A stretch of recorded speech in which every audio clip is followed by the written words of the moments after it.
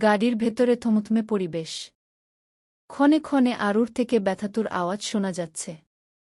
আজকে পথও যেন শেষ হচ্ছে না। মনে হচ্ছে 10 মিনিটের রাস্তা যেতে 30 মিনিট লাগছে। দুপুর গড়িয়ে বিকেল হয়ে গেছে। নওয়াফ জানালার বাইরে মাথা গলিয়ে দিল। পরিচিত এলাকা দেখে স্বস্তির শ্বাস ফেলল। সূর্যের আলো নরম হয়ে এসেছে, আকাশে হালকা কমলা আভা। নওয়াফ আরুর দিকে তাকালো। গাড়ির প্রতিটা ঝাঁকুনিতে আরুর মুখ শক্ত হয়ে যাচ্ছে। চোখ বন্ধ করে আছে ঠিকই, কিন্তু ব্যথায় কপালের ভাঁজ লুকোচ্ছে না। নওয়াফ সামনে বসা ঘুমন্ত শায়নকে ডেকে উঠাল। শায়ন আশেপাশে তাকাতে তাকাতে বলল, আমরা কি চলে এসেছি? আমাকে ডাকিসনি কেন? না ডাকলে উঠলি কিভাবে? ডেকেই তো উঠালাম। শোন, তুই আর নীলিমা এখানেই নেমে পড়। এখান থেকে তোদের বাসা কাছে হবে। মানে কি? আরুকে নিয়ে তুই একা একা হসপিটালে যাবি নাকি? সমস্যা নেই, ভাইজা হসপিটালে এসে দাঁড়িয়ে আছে। আর দরকার পড়লে তোদেরকেও ডেকে নিব। ঠিক আছে। ডক্টর কি বলে আপডেট দিস। দরকার পড়লে জানাতে ভুলবি না কিন্তু। নীলিমা নামতে গিয়েও আবার আরুর দিকে তাকাল। নওয়াফের দিকে তাকিয়ে বলল, ভালো করে খেয়াল রাখিস আরুর। নওয়াফ কিছু বলল না, শুধু মাথা নাড়ল।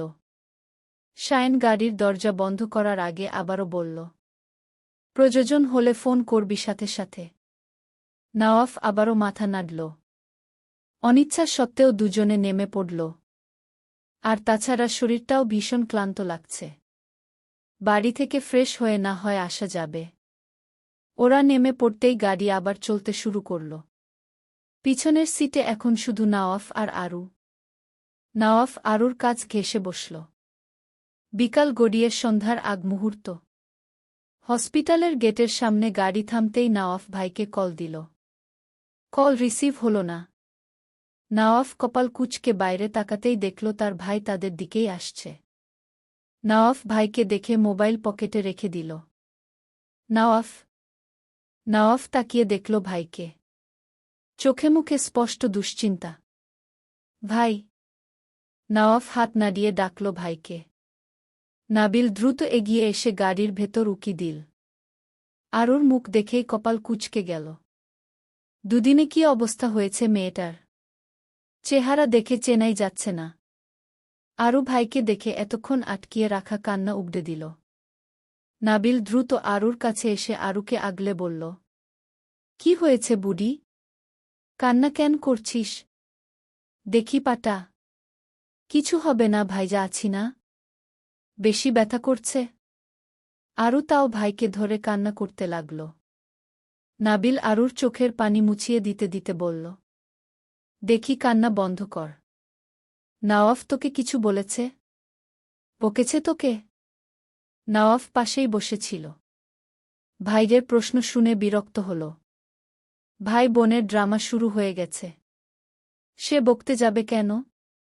সব কিছুতে তার দোষ না ধরলে চলেই না যেন। যত সব। হ্যাঁ বকেছে তো। নওয়াফ আরুর কথা শুনে আকাশ থেকে পড়ল। কি মিথ্যুক এই মেয়েরে বাবা! এত এত আদর যত্ন করল, মুখে তুলে খাইয়ে পর্যন্ত দিল। এর আগে সে কোনোদিন কাউকে খাইয়ে দেয়নি, এই প্রথম। আর এখন তার প্রতিদানে অপবাদ নিতে হচ্ছে। নওয়াফের দাঁত খিটমিট করে বলল, এক চড় দিয়ে সব দাঁত ফেলে দিব বেয়াদ। তোকে কখন বকেছি? দেখছ ভাইজা তোমার সামনেই কেমন করছে। তুমিই বলো আমি কি মিথ্যে বলছি? ও আমাকে একাই চলে আসতে বলেছিল। বলিসনি বল। আমার সাথে রেগে কথা বলিসনি? নওয়াফ রেগে কিছু বলতে চাইলে নাবিলের চোখ রাঙানিতে থেমে যেতে হল। থেমে গেলেও আরুর দিকে ভয়ঙ্করভাবে তাকিয়ে রইল। ঠিক আছে, ওর বিচার পরে করব। নাবিল আরুকে ছেড়ে নওয়াফের দিকে তাকিয়ে বলল, নওয়াফ ওকে তুলে স্ট্রেচারে বসিয়ে দে। সবকিছু রেডি আছে, এখনই এক্সরে করবে। নওয়াফ আরুকে এমনভাবে তুলল যেন সে মানুষ না, কোনো বস্তা তুলেছে। একদম খাবলা দিয়ে ধরছে। এভাবে ধরছিস কেন?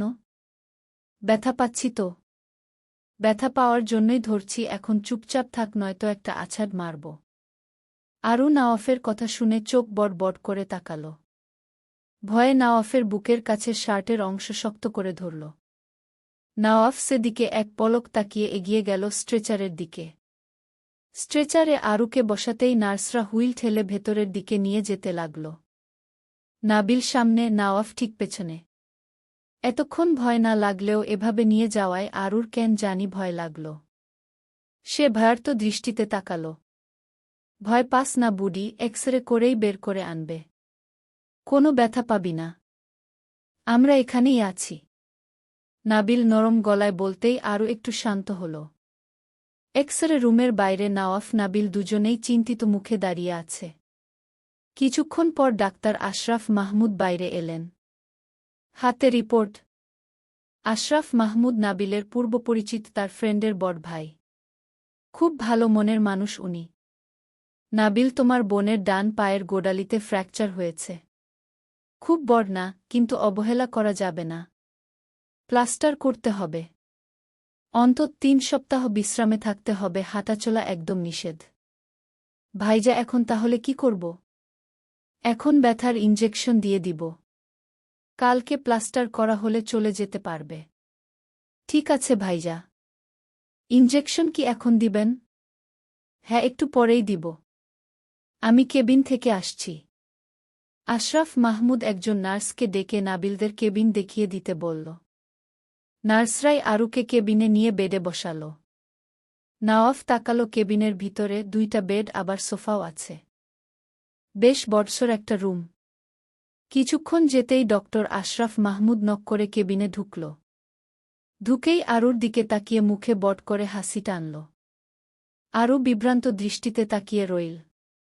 বুঝতে পারল না তার কি করা উচিত। হসপিটালে আসার পর থেকেই দেখছে এই লোক তার দিকে তাকিয়ে হাসছে। আরও ভালো করে তাকালো ডক্টর আশরাফ মাহমুদের দিকে। বয়স মোটামুটি 40 থেকে 42 হবে, এর বেশিও হতে পারে। কিন্তু তার দিকে এভাবে তাকানোর মানে কি? নাবিল, তোমার বোন দেখতে ভীষণ মিষ্টি। আশরাফ মাহমুদ নাবিলের পাশে বসতে বসতে বলল। তার কথা শুনে নাবিলের মুখে হাসি দেখা গেলেও নওয়াফের মুখ গম্ভীর হয়ে গেল। সেই যে কত বছর আগে গেছিলে আমাদের বাসায়, আর তো গেলে না। ব্যস্ততার কারণে যাওয়া হয় না ভাইজা। আর নিলয়, ও তো এবরোড চলে গেছে, তাই আর যাওয়া হয় না। নিলয়ের তো টুইন বেবি হয়েছে জানো? জি ভাইজা, শুনেছি। তোমার কি খবর? বেবি নিয়েছ? না ভাইজা, হয়নি। কি বলো? নাওনি কেন? কোনো সমস্যা? নওয়াফ এবার বিরক্তের চরম পর্যায়ে চলে গেল। এটা কেমন কথা? শিক্ষিত মানুষ হয়ে মানুষের ব্যক্তিগত ব্যাপার প্রশ্ন করছে। তার ভাইও কি সুন্দর একটার পর একটা উত্তর দিয়েই যাচ্ছে। না ভাইজা, এমনিতে কোনো সমস্যা নেই, তবে ওর পিসিওসের প্রবলেম আছে। কিছু মনে করো না ডক্টর, মানুষ তো কার কি হয়েছে জানতে মন চাই। শোনো, পিসিওস বড় কোনো সমস্যা না। ঠিকমতো ঔষধ, ঘুম, খাওয়া দাওয়া করলেই ঠিক হয়ে যাবে। না ভাইজা, কিছু মনে করিনি। আশরাফ মাহমুদ নাবিলের সাথে কথোপকথন চালাতে চালাতে সিরিঞ্জ বের করল। নওয়াফের দৃষ্টি আটকে আছে আরুর দিকে। ইনজেকশনের ভয়ে আরু বালিশে হেলান দিয়ে বসে আছে, চোখ বট বট করে তাকিয়ে আছে। এতক্ষণে তার সমস্ত সাহস নাই হয়ে গেল। ডক্টর আশরাফ মাহমুদ সিরিঞ্জ হাতে নিয়ে এগিয়ে আসতেই আরু আতকে উঠল। ভাইজা, আরু অসহায় কণ্ঠে ডাকল। নাবিল সাথে সাথে উঠে আরুর মাথায় হাত রাখল।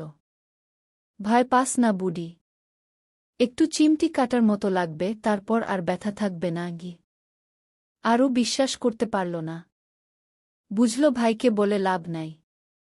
তাকালো নওয়াফের দিকে। নওয়াফ এতক্ষণ চুপচাপ ছিল, এবার আর থাকতে পারল না। এক পা এগিয়ে এসে বলল, আমরা আছি না? দেখ, কিছু হবে না। নওয়াফ আরুকে শক্ত করে ধরে রাখল। ইনজেকশন দেওয়ার সময় আরু চোখ বন্ধ করল। কয়েক সেকেন্ড পর ডক্টর উঠে দাঁড়ালেন। হয়ে গেছে, এখন ঘুম পাবে, ব্যথাও অনেকটা কমে যাবে। আরও অবাক হয়ে চোখ খুলল। সে তো কোনো ব্যথাই পেল না। এর আগে একবার রক্ত নিয়েছিল, তখন তো অনেক ব্যথা পেয়েছিল। নাবিল স্বস্তির নিঃশ্বাস ফেলল। ধন্যবাদ ভাইজা। ধন্যবাদ দিতে হবে না। আমার সাথে আসো, জরুরি কথা আছে তোমার সাথে। আশরাফ মাহমুদ বেরিয়ে গেলে নাবিলও পিছু পিছু গেল। কি জরুরি কথা বলবে রে? নওয়াফ বিরক্ত হয়ে বলল, তুই ও যেখানে আমিও সেখানে, তাহলে আমি কিভাবে জানব? তাহলে যা শুনে আয়। পাগল নাকি? কান পেতে মানুষের কথা শুনতে যাব? নওয়াফ মুখে এ কথা বললেও এই ডাক্তার তার ভাইকে কি বলবে জানার আগ্রহ জন্মাল। কৌতূহল দমাতে না পেরে বলল, তুই এখানে থাক, আমি একটু বাইরে থেকে আসছি। নওয়াফ কেবিন থেকে বেরুতেই দেখল বারান্দায় দুজনে দাঁড়িয়ে কথা বলছে। নওয়াফ এগিয়ে গিয়ে এমন জায়গায় দাঁড়াল যেন তাকে দেখা না যায়। নাবিল, তোমাকে একটা কথা বলার জন্য ডাকলাম। ভিতরে তোমার বোন ছিল, সেজন্য এখানে ডাকলাম। নাবিলের কপালে ভাঁজ ফেলে তাকালো আশরাফ মাহমুদের দিকে। বোঝার চেষ্টা করল কি বলতে চাই যে আলাদা ডেকে বলতে হচ্ছে। সিরিয়াস কিছু ভাইজা? না, সিরিয়াস কিছু না। শোনো, তোমার বোন তো মাশাল্লাহ বড় হয়ে গেছে, দেখতেও মিষ্টি। আমার শালাকে বিয়ে করাবে, পাত্রী খুঁজতেছে। আমার শালা দেখতে শুনতে খুব ভালো, ভদ্র একটা ছেলে। অস্ট্রেলিয়া পিএইচডি করছে, ওখানেই সেটেল হয়ে যাবে। আমি চাচ্ছিলাম। ভাইজা, আরুর বিয়ে হয়ে গেছে। আশরাফ মাহমুদ কথা শেষ করার আগেই নাবিল বলল, কি বলো, বিয়ে হয়ে গেছে? ওর হাজবেন্ড কোথায়, দেখলাম না তো। নওয়াফ আর কিছু শুনল না। ধূপধাপ পা ফেলে চলে আসল। তার আগেই সন্দেহ হয়েছিল এই ডাক্তারের মধ্যে কোনো ঘাপলা আছে। নওয়াফের মেজাজটাই খারাপ হয়ে গেল। আরও বসে বসে বাইরে উকি ঝুঁকি দিচ্ছিল। নওয়াফকে দেখে চোখ পিটপিট করল। নওয়াফের মুখটা কেমন কঠিন হয়ে আছে। নাকের পাটাও বারবার ফুলাচ্ছে। গেল ভালো মানুষ, এক মুহূর্তে কি হলো যে এমন রাগান্বিত চেহারা নিয়ে ফিরল? নওয়াফ এসে আরুর পাশের বেডে ধপ করে শুয়ে পড়ল। বেডটা নড়েচড়ে উঠল। নাও, চুপ। একদম বিরক্ত করবি না, ঘুমাবো আমি।